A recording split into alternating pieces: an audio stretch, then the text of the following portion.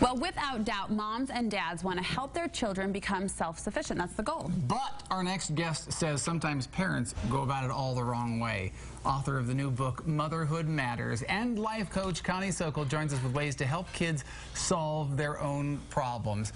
Do parents do too much, do you think? Oh, I think so. And we're so well-intentioned, and we want to be helpful. We want to be nice. That's what we do as good moms, but we just jump in too quick, I think, and instead of letting them solve the problem themselves, we're too quick to suggest solutions and then sometimes even do it for them. So is the fear we help with the science fair, we'll help with finances later? Is that the fear? That's right. Well, the idea is if we keep bailing them out, they're going to get used to that and wait for us to do it. We want them to be a self-starter.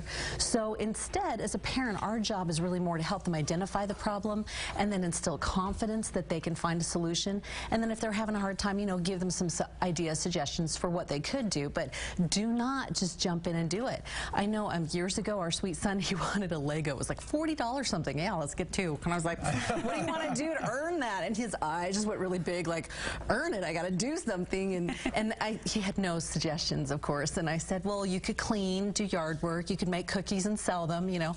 And so he went with making the cookies. And then he said, I'm going to sell them for $1 a piece. It was like 10 years ago. And I said, honey, I don't know that people are going to pay $1, as cute and as adorable as you are. But he did. He made the cookies. I helped him minimally.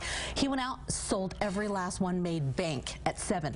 So I learned a life lesson that day. Just keep quiet. Just let them solve their problems. But I think one of the things I took from that as well is you helped him make the cookies. Yes. He owned the problem. That's right. You supported him as a good parent, but you didn't own the problem for him. Exactly. And I followed him stealthily while he was going down the neighborhood too to make sure all was well. But that's right. It's minimal. You're saying, I'm here to help, but this is your deal. This is your problem. This is your issue. Isn't that great? You can solve it. And so that's the borderline, and parents should consider, that's right. Am I owning the problem for them, or am I supporting them on the problem? That's right. And let them be the one that spearhead that. Say, well, what other solutions did you come up with?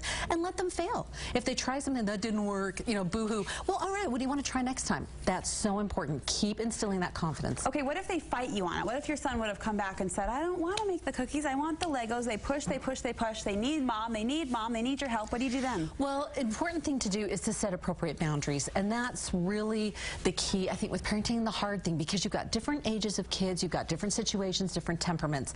And so they, you know, they are going to fight you. They're children, they're, you know, they want their needs met, whether they're adult or young.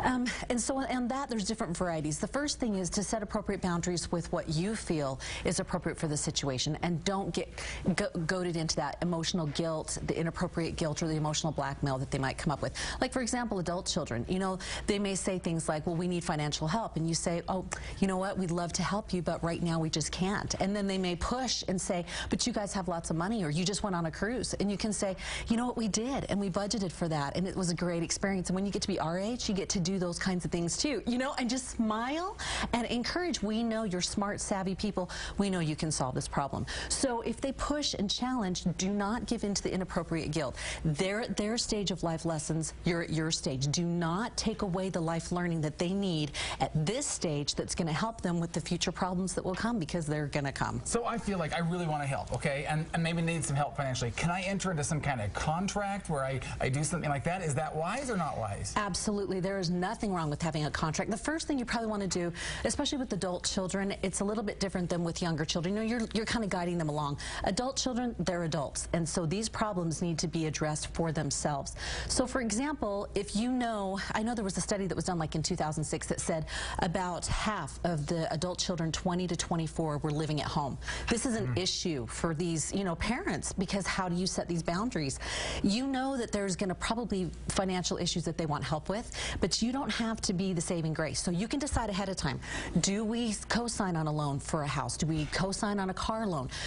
How often do we help them if we do help them, and how much? Some parents do like a one-time $1,000 gift and say, it's there if you want it, but after that, don't ask again. So you decide ahead of time, how are we going to do this? Especially with moving back in. This is such an issue right now. How long, how often? If you want to set up a contract, it's completely appropriate for you to sit down all together, write up something that says, okay, you're building your house in 9 months. Okay, so you can stay rent-free for 9 months, and then for every month after that, you'll pay X amount of rent. This is not mean. This is teaching them life skills, and especially if they're getting into a house, they got to learn. They got to make a house payment. So. And the phrase I keep hearing you saying is do it ahead of time, which I imagine takes a little bit of the emotional guilt out of it, as you're talking about. But if you can say, we decided this long ago, and the actual emotional situation hits, and you're prepared on how you're going to answer. That's right. And policy is everything. So you can come back to that impersonal paper and say, you know what, sweetie, we love you, and this is what we decided. And you don't have to be meaner. It's good for you. You know, you can say, listen, we love you, and we are trying to help you go into that next realm of adulthood. And in fact, I had an email from a lady who said, you know, my daughter-in-law, I can see she's pregnant. They have health issues they didn't plan on. You know, should we help? Should we step in? And I said, don't do anything until they ask. Don't jump in. Let them do their thing. Now, if you think, wow, they're not even planning ahead, mention something to them saying, you know, this is a tough situation for you guys, but I'm sure you have a plan to work it out. So it drops that sort of idea and that thought and gives them that knowledge, oh, they're already thinking that we're going to solve this, rather than, wow, well, when it gets to that point, we'll just ask mom and dad. That's the thing you want to avoid, is come rescue me. You want to prepare ahead of time, and then both of you as a couple stand firm and be a broken record. Just keep repeating, we love you, we know you can do this. It's all there. It's, you know, because we all learned those life lessons growing up, and we have to give them the opportunity to learn that as well. And we shouldn't rescue them. Exactly. And there'll be times, of course, where you're one step in, but those will be few and far between if you let them try their game plan, try a few, and let them get those legs under them that will help them with their adult life. Thanks so much, Connie. Thanks. We'll be back with more on Studio 5.